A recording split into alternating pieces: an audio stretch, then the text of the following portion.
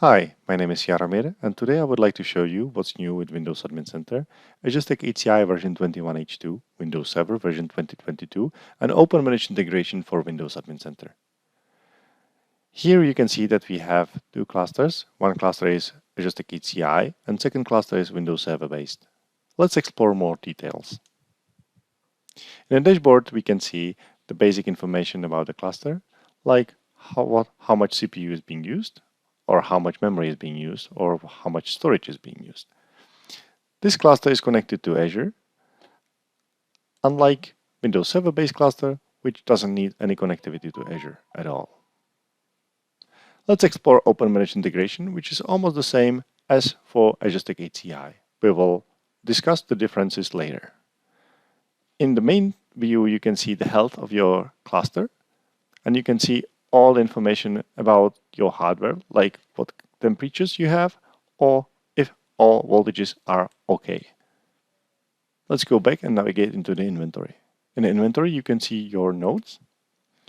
In this case, you can see, for example, version of the firmware or version of the CPUs. Let's go and navigate into iDRAC. In iDRAC, you can see if you have a license for Openmanage Integration. And in this case, yes, we have a license. This license is available for our AX node. In the security, you are able to see if your hardware supports secure core. This is really useful because sometimes you need to know if your hardware is available or if the feature is available for your hardware or not. In this case, it's not, because this one is available only for 15th generation servers. Let's skip update for now. I will return there. Let's go into the configure, and here you can configure number of the cores that are visible to the operating system. So in case you are using Agistic ACI, you can adjust the cores to lower the license cost. I would like to show that you can apply it now and reboot, or just apply at the next reboot, which is really useful.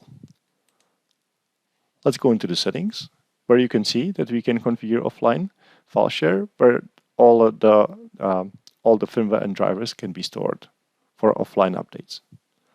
Let's go into the updates now.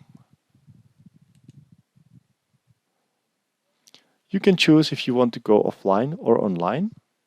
Since we didn't select a configured offline location, let's go online. Once report is generated, you can see the details of the nodes, what firmware or drivers are missing. You can then select drivers one by one, and then just say, I want to install this one driver or these drivers that you'll select. Let's now discuss what's the difference between Windows Server and Agistic ACI in terms of the updates and Openmanage Integration. If you will click on Install on Windows Server cluster, it will not offer you any hardware updates. If you will do the same on Agistic ACI cluster, it will also offer you updates from the vendor, in this case from Dell. You are able then get updates, and you will see the same window as we saw in Openmanage Integration, so you will be able to install all the updates in one run. I hope you enjoyed, and see you next time.